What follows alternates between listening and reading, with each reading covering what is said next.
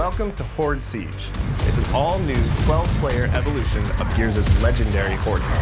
Horde Siege evolves that iconic, back-against-the-wall Horde experience that Gears is known for, with larger, more unpredictable, more cinematic, and more memorable battles for you and your squad. This is 3 squads fighting through their own objectives, crisscrossing with each other through the largest and most immersive multiplayer maps we've ever made. But before you go, you need to choose a class and gear up. Each class has its own tactical gear to match its strategy, as well as progression journey that unlock loadout weapons, armor mods, and tactical gear mods so you can tweak your build to your own personal playstyle. The Assault class is about controlling the battlefield with mid-range weapons while stunning waves of incoming enemies using the Sonic Disruptor. Marksman focuses on precision damage, especially useful with Horde Siege's longer sightlines, while the Pulse Drone attacks Locust units for you and your squad. The Breacher is a point-blank cruiser that pushes hard into the front line to make risky plays, using an adrenaline injector to refill health and reduce incoming damage. And the Medic is a mid-range revive specialist, focused on keeping your squad on their feet while under fire. The Stim Vaporizer revives any gear, even from other squads, within range. Depending on the mission type you've chosen, you'll get a mix of main objectives that will have you moving around the map or hunkering down in a location. These objectives give you more variety than ever before, but they're still focused on the Horde feeling of defending and clearing waves of unique enemy combinations. In Horde Siege, this means securing and protecting rigs, large COG recon devices that have been deployed around the city to scan and map out the enemy's underground tunnel network. They are critical to the defense of Kelowna, but have the unfortunate, noisy side effect of attracting locusts whenever they're activated.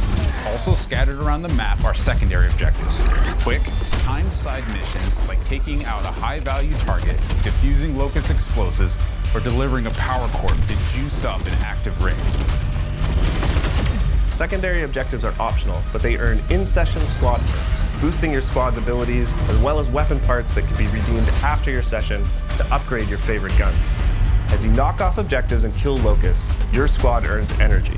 This can be spent at supply caches. There, you can upgrade squad perks, grab equipment like grenades, sentry turrets, and razor mines, change your loadout on the fly if you need a different weapon. Your objectives will often have you cross paths with other squads, and these are really unique kind of magic moments in Siege, like running into another squad's defensive setup and helping take out some of their waves, or when you both get assigned positions near each other, it can set up a joint kill zone. But a huge relief when your whole squad is DB&O'd and you see a group of gears come sprinting around that corner with a clutch revive. If Command delivers a supply drop, any squad that fights to secure it gets a share of the rewards inside. The first one in gets the best stuff, so it's often a quick decision if you can spare the time and effort while managing your objectives. But the most intense multi-squad action hits when our bigger boss appears on the map and things get even tougher. Invasions can happen at any time during a mission.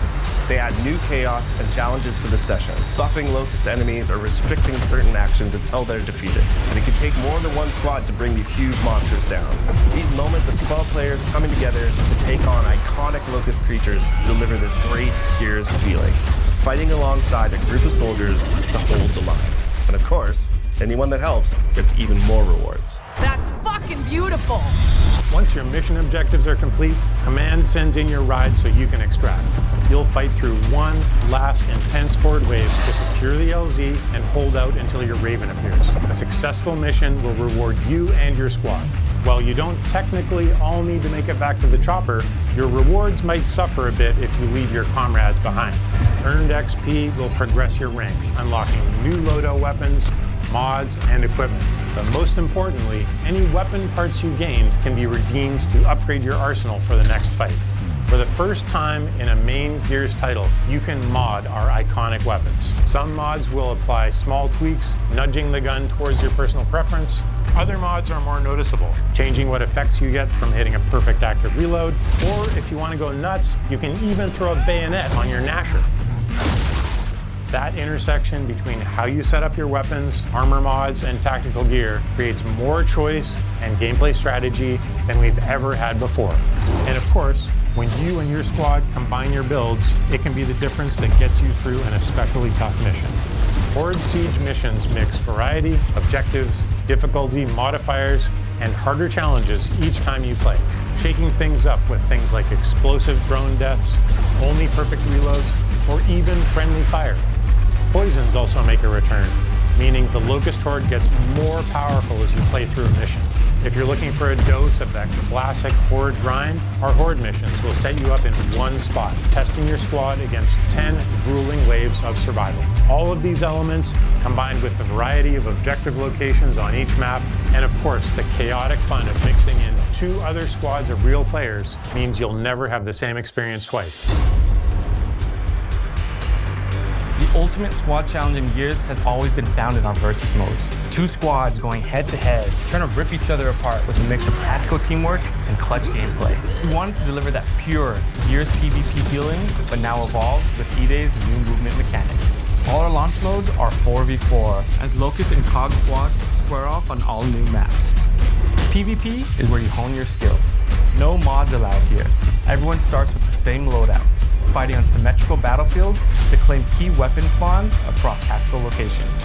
Our launch maps, Park, Battleship, Outpost, Precinct, Market, and Skyward, are all set in and around Kelowna. And they have that classic Gears feel, focusing on cover, fronts and lanes, but with opportunities to use E-Day's new traversal mechanics. We're starting off with a tight set of 4 modes. Team Deathmatch and Conquest, our new King of the Hill mode, will feel familiar, but with some great new updates. And they're joined by 2 new modes. In Demolition, each squad battles over a neutral bomb and then attempts to plant it at one of 2 of the opposing team's bomb sites. This is Gears PvP battles at their best. 2 fronts colliding, squads coordinating with non-stop action as you constantly flip between attacking and defending. Crucible is a great new mode that revolves around the power core. Whoever holds it gains points, but the scoring zone shrinks and it moves as the round goes on. This means the fight is always coming to you. The power core's one charged shot could strip the flesh right off an enemy, so well-timed defensive play can lock in that win. After launch, we'll be adding in new maps, modes, and events to keep things fresh, including some favorites that we're excited to bring back. Gears of War E-Day is a new game, built from scratch to feel like Gears, play like new. So whether you're a Gears veteran or jumping in for the first time, it was important to us that there was a place to get familiar with the gameplay mechanics. Our short bootcamp tutorial will walk you through the basics, but we've also included a combat training space where you can test out weapons, movement, and even go up against some short Locust encounters to get some reps in. We have pre-made control schemes for all types of players. If none of them fit you perfectly, you can always customize one to your liking. When you're feeling ready to pop some heads, Versus is set up with 2 main ways to play. Jump into social to get into the fight and roll through some matches. Or you can even choose a playlist, play against bots as you continue to train your skills.